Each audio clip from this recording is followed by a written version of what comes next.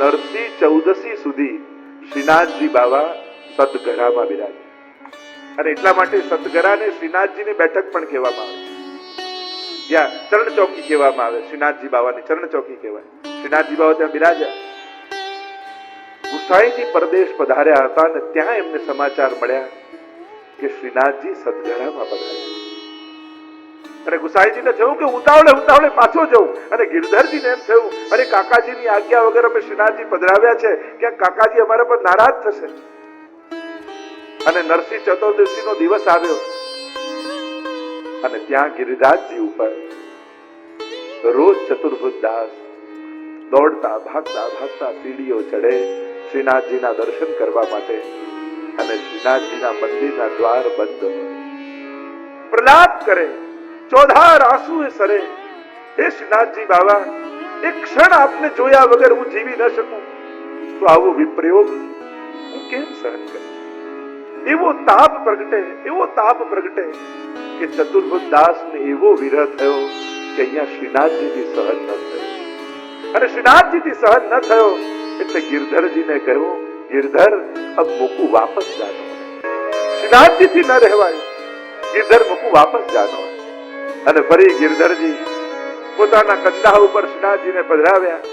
બધા જ બહુજી, બેટીજી, લાલજીઓ ચરણમાં પડી ગયા શ્રીનાથજી બાવાને. બાવા, આવી કૃપા ફરી ક્યારે અમારે મળશે? આવો લાભ ફરી ક્યારે મળશે? આપ કૃપા કરીને અમારે ત્યાં પધાર્યા. સર્વસ્વનું સમર્પણ કરી દીધું. પોતાના સૌભાગ્ય માટે ગદગદિત થઈ રહ્યા છે કે શ્રીનાથજી બાવાએ આ ગુસાઈજીનો પરિવાર પોતાનો પરિવાર કરીને જાય, પોતાનું ઘર કરીને જાય. ગિરધરજી જ્યાં કંધા પર પધરાવ્યા, ભરેલી આંસુઓથી વિદાય કર્યા શ્રીનાથજી બાવાને. અને ઉતાવળે ગિરધરજી જ્યાં મંદિરમાં પધાર્યા, ત્યાં તો સાંજ થઈ ગઈ. શ્રીનાથજી બાવાને છેક શહેરમાં રાજભોગ ધરવામાં આવ્યો. આજે પણ એક ક્રમ છે, નરસિંહ ચૌદશીનો દિવસ.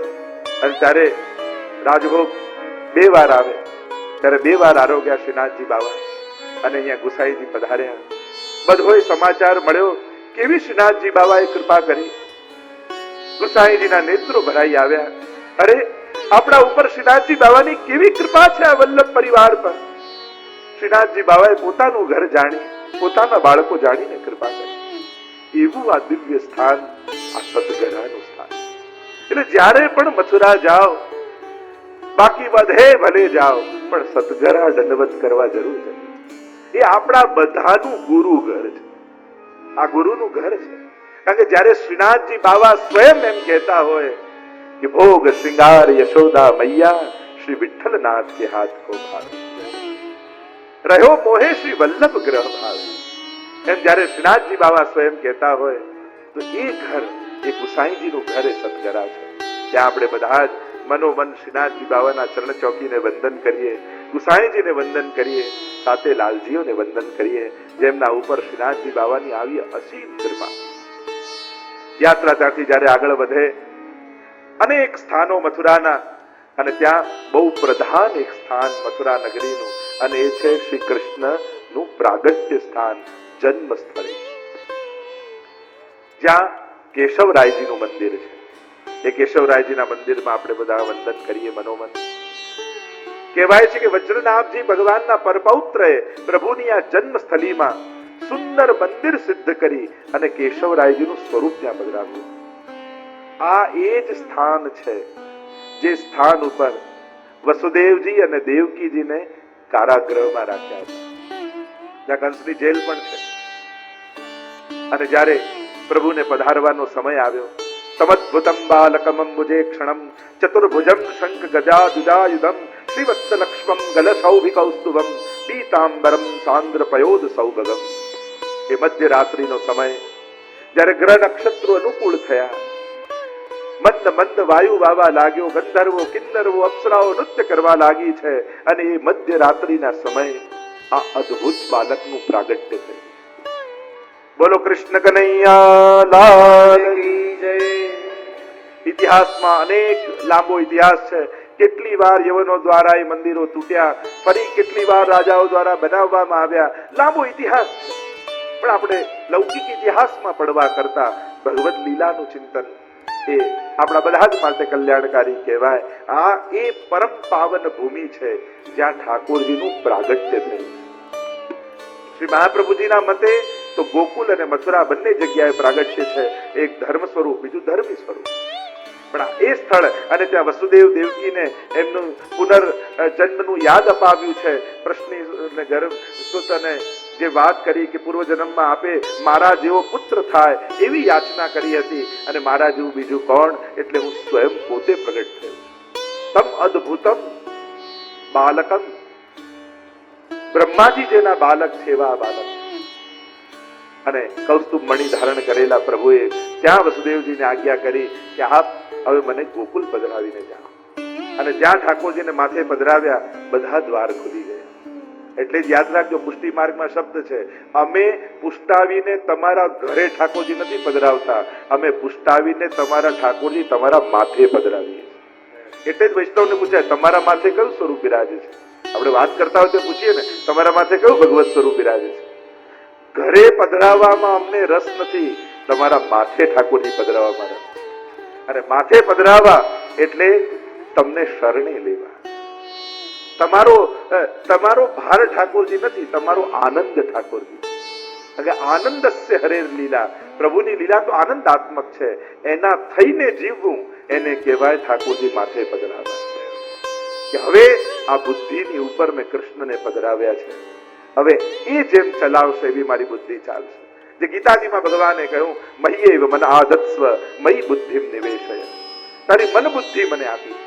અને એટલા માટે પુષ્ટિ માર્ગનો આ વિશેષ શબ્દ, કારણ કે જ્યારે વસુદેવજીના માથે ઠાકોરજી આવ્યા તો આપમેળે બેડીઓ ખુલી ગઈ, બધેથી રસ્તા મળી ગયા. એમ જેના માથે ઠાકોરજી બિરાજે એને જીવનમાં બધેથી રસ્તા મળી જાય. અને એટલા માટે તમે પુષ્ટિ માર્ગીય વૈષ્ણવ છો તો ખાસ તમને કહીશ, તમારું ઘર ઠાકોરજી વગરનું ન રાખતા. કારણ કે તમને ઠાકોરજીએ ઘર તમે એને પધરાવી શકો એટલા માટે જ આપ્યું છે. દરેક ના ઘરે ભગવત સેવા અવશ્ય બિરાજવી જોઈએ. એક ખૂણો એવો હોવો જોઈએ કે જ્યાંથી પસાર થાવ તો તમારું માથું નમે, તમને ભગવાન યાદ આવે એવી જગ્યા ઘરમાં હોવી જોઈએ. એક ખૂણો એવો, આપણે બેસવાની જગ્યા હોય, સુવાની જગ્યા હોય, જમવાની જગ્યા હોય, તો માથું ઝુકાવવાની પણ એક જગ્યા હોવી જોઈએ કે જ્યાં જઈને માથું નમે, જ્યાં જઈને મારો અહંકાર ઓગળે, જ્યાં જઈને મને મારી વૈષ્ણવતા યાદ આવે. એવો એક ખૂણો ઘરમાં ન હોવો જોઈએ. ઘણા લોકો કે સેવા તો પધરાવી છે પણ અમને એમ લાગે કે પછી કંઈક અપરાધ થઈ જાય, દોષ થઈ જાય તો ભય લાગે. અરે બચાવનારો નથી ત્યાં સુધી ડરવાનું છે. બચાવનારો ઘરે આવી ગયો, હવે કોનો ડર? હવે શેનાથી ડરવાનું? જેને ભગવાન નથી એને ડરવાનું કે મારી રક્ષા કોણ કરશે. પણ જેના ઘરે ઠાકોરજી છે એને તો નિર્ભય થઈને ફરવાનું. હું તો ઘણી વાત નથી કહેતો, બેંકમાં બેલેન્સ વધારે હોય તો એ લોકો માથું છાતી ફૂલાવીને ફરતા હોય, ઘણા પડ્યા છે. અરે રવિવારે તો બેંક બંધ હોય તોય ફૂલાવીને ફરે. તાર તો જોઈતા હોય તો ના મળે. તો વિચાર કરો, જેના ખાતામાં લક્ષ્મી હોય એ આટલું માથું ફૂલાવીને ફરતો હોય તો જેના ઘરે ઠાકોરજી હોય એને તો કેવું માથું ઊંચું રાખીને ફરવું. તો આપણા ઘરે પ્રભુ બિરાજે, લક્ષ્મીનો નાથ બિરાજે છે. એ વાતનું ગૌરવ અને આનંદ આપણને બધાને હોય. આપણે ડરીએ છીએ અપરસથી, તો અપરસ પ્રભુ માટે છે. પણ અપરસને કારણે પ્રભુ કાઢી નાખો ઘરેથી તો એ તો મૂર્ખતા કહેવાય. અને એટલા માટે ઘરે પધરાવો, ભલે મિશ્રી ભોગ કરજો, પણ આપણું ઘર ઠાકોરજી વગરનું ન હોવું જોઈએ. અને સીધી સાદી વાત મહાપ્રભુજી આપણને કહી, કૃષ્ણ સેવા સદા કાર્ય માનસી સા પરામતા.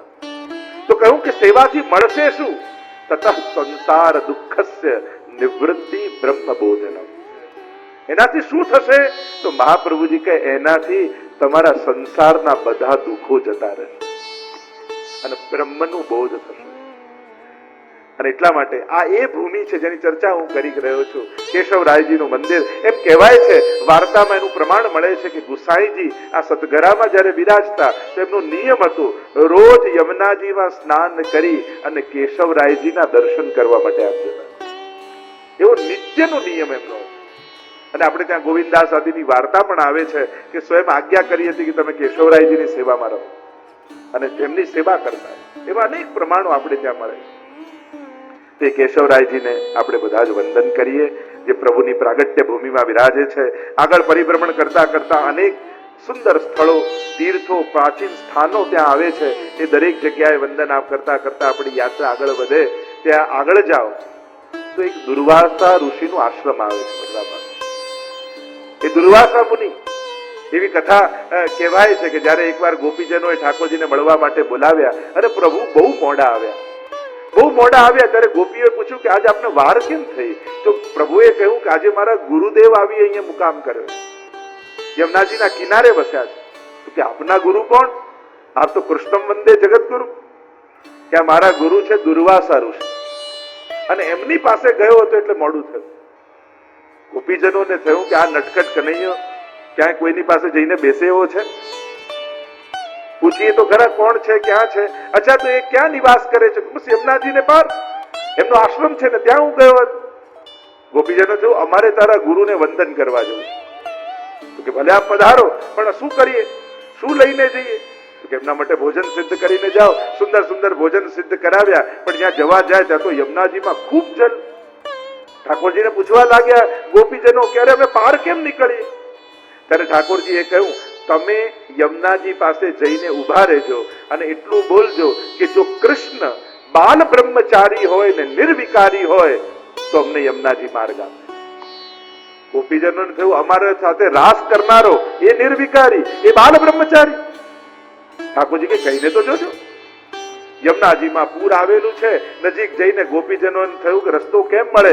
નિકટ જઈ યમુનાજી પાસે જઈને એટલું બોલ્યા, જો કૃષ્ણ બાલ બ્રહ્મચારી હોય અને નિર્વિકારી હોય તો એ યમુનાજી અમને માર્ગ આપો. અને જ્યાં આટલું બોલ્યા ત્યાં યમુનાજીએ રસ્તો કરી આપ્યો.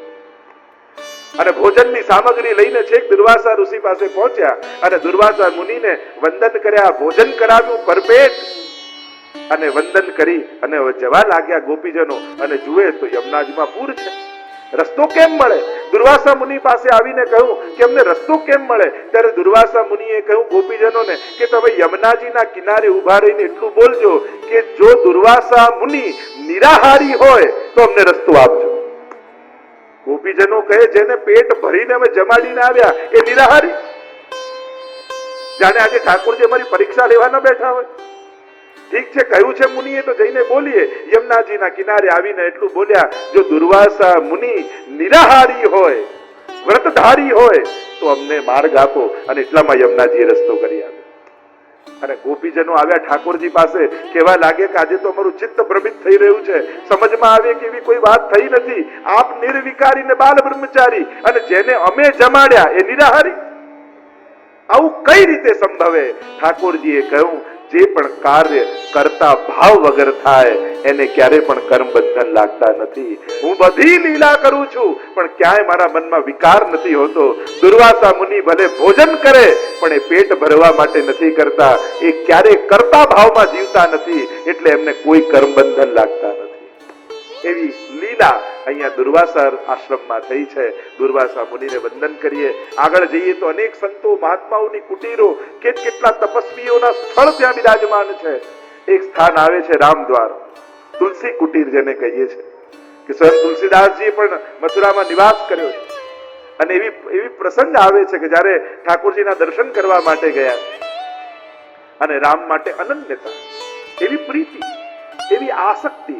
અનન્યતા એ પ્રેમની કે ભક્તિની શરત નથી, પણ એ પ્રેમનો સ્વભાવ છે. अनन्यता है ना, वो भक्ति का नेचर है, स्वभाव है, उसकी शर्त नहीं है. એને શરત ન બનાવાય કે આ નહીં આ નહીં આ નહીં આ, પણ જ્યાં પ્રેમ પ્રગટ્યો હોય અને સાચો પ્રેમ હોય ત્યાં અનન્યતા પ્રગટી જ જાય. એનો નેચર છે અને પરમ અનન્ય છે. અને જ્યારે આવ્યા ઠાકોરજીના દર્શન કર્યા અને દર્શન કરી વેણુધારી કૃષ્ણના જ્યાં દર્શન કર્યા એટલે સહજમાં તુલસીદાસજીનું મસ્તક ઝૂક્યું નહીં અને એટલું દોહો લખીને બોલ્યા, કહા કહું છબી આજ કી ભલે બને હો નાથ, પણ તુલસી મસ્તક તબ નમે જબ ધનુષ બાન લેવો હાથ. કે મારો તો પ્રેમ રામ સાથે છે અને આપ પ્રભુ જ છો, ભગવાન જ છો, પણ મારી આસક્તિ રામના સ્વરૂપમાં છે. અને કહું मुरली कहूं चंद्रिका कहूं गौवन को साथ और अपने जन के कारणे कृष्ण भय रघुनाथ. અને એ સમય ઠાકોરજી વેણુ મૂકી અને ધનુષ્ય હાથમાં લઈ અને તુલસીદાસજીને એવા દર્શન આપ્યા જાણે સાક્ષાત રામચંદ્રજી વિરાજમાન હોય. તો પ્રભુ તો જેને જેવી સ્વરૂપ આસક્તિ છે એવા સ્વરૂપનો અનુભવ કરાવે. તુલસી કુટીર અહીંયા છે, ગીતાવલી આદિ પણ તુલસીદાસજી લખ્યા છે. અને નંદદાસજી આપણા જે અષ્ટસખામાં નંદદાસજી છે એ તુલસીદાસજીના ભાઈ થાય કાકા. અને બંનેનો સુંદર સંવાદ થયો છે. જ્યારે નંદદાસજી કૃષ્ણ ભક્તિમાં એવા ઓતપ્રોત થઈ ગયા ત્યારે તુલસીદાસજી પત્ર લખીને પૂછ્યું હતું કે આપણા નાથ તો રઘુનાથ છે અને તું આ રીતે કૃષ્ણ ભક્ત ક્યાંથી થઈ ગયો? ત્યારે ઉત્તરમાં સુંદર નંદદાસજી પણ ઉત્તર આપ્યો હતો કે રામ અમારે નાથ પણ મન વ્યભિચારી વહે ગયો સુન તુલસી સુન બંસી કી તો આતા. કે કૃષ્ણ રામને પ્રેમ કરતો હતો પણ જ્યારે કૃષ્ણની વાંસળી સાંભળીને ત્યારે મન મારું વ્યભિચારી થઈ ગયું અને કૃષ્ણને વરી ગયું. તો ભક્તોના વિભિન્ન ભાવો છે, દરેકનું પોતાનું સૌંદર્ય છે અને એ સૌંદર્યનો આપણે આનંદ લેવો જોઈએ. આમ તુલસીદાસજીને વંદન કરીએ. આમ અનેક પ્રકારના સુંદર સ્થળો મથુરામાં આપણે દર્શન કર્યા અને ત્યાંથી આપણી પરિક્રમા એક દિવસ મુકામ કરી અને આગળ ચાલી મધુવન તરફ. એટલે બીજા દિવસનો મુકામ યાત્રામાં મધુવનમાં હોય છે અને આપણે બધા જ વૈષ્ણવ સાથે ચાલતા ચાલતા મધુવન તરફ પ્રયાણ કર્યું.